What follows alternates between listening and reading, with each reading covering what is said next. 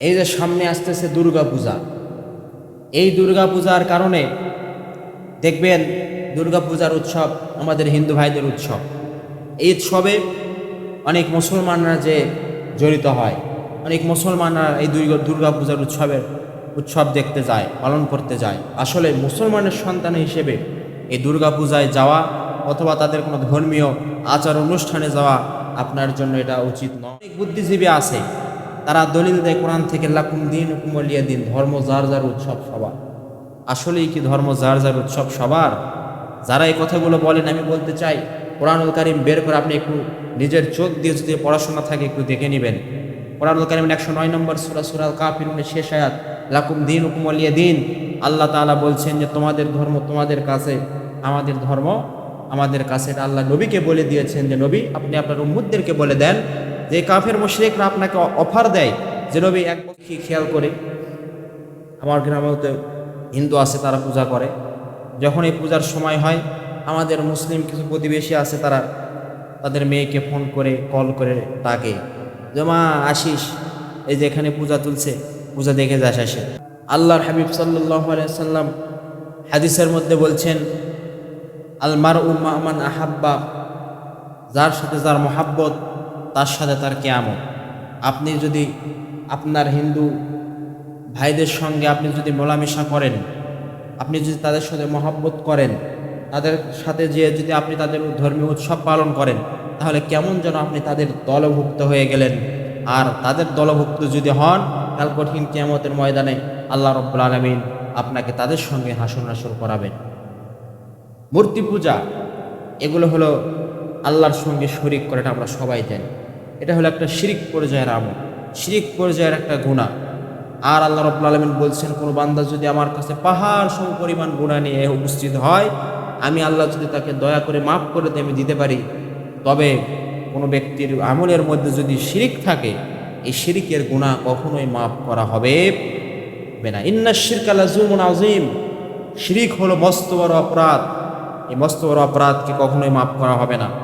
এই জন্য আমার হিন্দু ভাইয়েরা, তারা তাদের ধর্মীয় উৎসব পালন করবে, তাদের দুর্গা পূজা আসছে, তাদের লক্ষ্মী পূজা করবে, যে পূজায় তারা করুক না কেন, আপনি মুসলিমের সন্তান হিসেবে তাদের অনুষ্ঠানে আপনার যাওয়ার কোনো অধিকার নাই।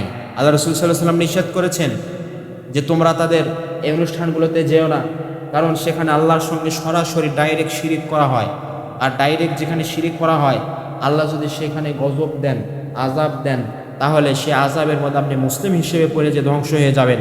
আর মুসলিম হিসেবে আপনি যদি সেখানে পড়ে যে ধ্বংস হয়ে যান ভাই, তাহলে আপনি আর মুসলিম থাকবেন না।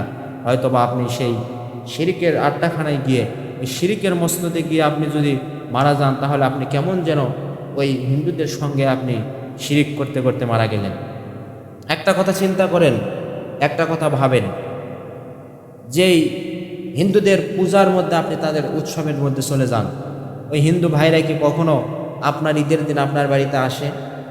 অথবা আপনি যে গরু জবাই করলেন কুরবানির ঈদের দিন, এই কুরবানির ঈদের দিন কি তারা আপনার বাড়িতে গোশত খাইতে আসে না? আপনি যে গরু জবাই করলেন, আমার গ্রামেই তো হিন্দু আছে, আমি আজও পর্যন্ত আমি দেখলাম না কুরবানির ঈদের দিনে কোনো হিন্দুকে, আবার যখন আমি গোশত কাটাকাটি করছি, আমায় কোনো হিন্দুকে আবার চোখে পড়েনি। আপনাদের পড়ছে কিনা জানি না, কিন্তু আমার চোখের সামনে কখনো আমি কোনো হিন্দুকে দেখি নাই। কারণ তারা এই গরুকে পূজা করে। এই পূজা করার কারণে তাদের একটা সম্মান আছে এই গরুর প্রতি। আর আমরা যখন গরুকে জবাই করি, এটা তাদের অন্তরের মধ্যে আঘাত লাগে, এই জন্য তারা সেখানে আসে না। তাহলে আপনার আল্লাহর সঙ্গে তারা শিরিক করতেছে, ডাইরেক্টলি আল্লাহর সঙ্গে শরিক করতেছে। আপনি মুসলিম হিসেবে কোন আক্কেলে আপনি তাদের উৎসবে যান? আপনি মুসলিম হিসেবে তাদের উৎসবে যেতে পারেন না। আমি দেখি, খেয়াল করে, আমার গ্রামেও তো হিন্দু আছে, তারা পূজা করে। যখন এই পূজার সময় হয়, আমাদের মুসলিম কিছু প্রতিবেশী আছে, তারা তাদের মেয়েকে ফোন করে কল করে ডাকে যে মা আসিস, এই যে এখানে পূজা তুলছে, পূজা দেখে যাস আসে। বলে কিনা? আমার প্রতিবেশীদের অনেক আছে এগুলো, এরকম বলে। নাতি নাতনি যা আছে ফোন করে বলে যে একটু আসিস, পূজা দেখে যাস। আসলে আপনি যে তাদেরকে ডেকে ডেকে পূজা দেখালেন, আপনি কি ভালো কিছু দেখালেন?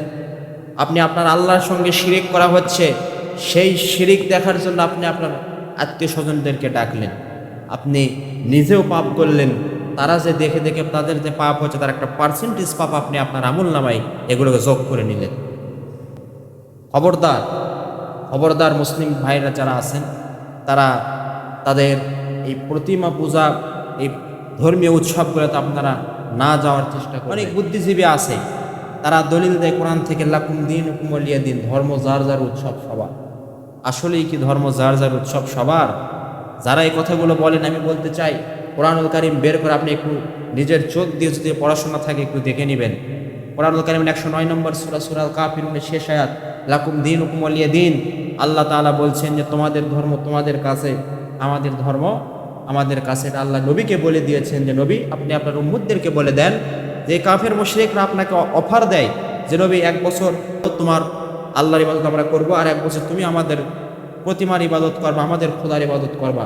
আল্লাহ নবী সাল্লাল্লাহু আলাইহি ওয়াসাল্লাম বলছেন না, লাকুম দীনুকুম ওয়ালিয়া দিন, আল্লাহর পক্ষ থেকে আমাকে আদেশ করা হয়েছে তোমরা তোমাদের প্রতিপালকের ইবাদত করো, আমরা আমাদের রবের ইবাদত করব।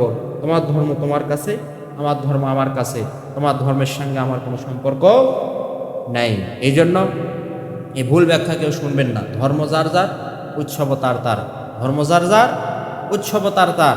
ধর্ম যার যার, উৎসব সবার কথাটা ভুল। ধর্ম যার যার, উৎসব তার তার। মুসলমান যারা আছেন, মুসলমানের সন্তান হিসেবে এই মূর্তি পূজা, দুর্গা পূজা, কোনো পূজার অনুষ্ঠান, হিন্দু ভাইদের এই ধর্মীয় অনুষ্ঠানগুলোতে আপনারা যাবেন না। আল্লাহ তাআলা আমাদের সকলকে বেঁচে থাকার তৌফিক দান করুক। সকলে বলছি আল্লাহুম্মা আমিন।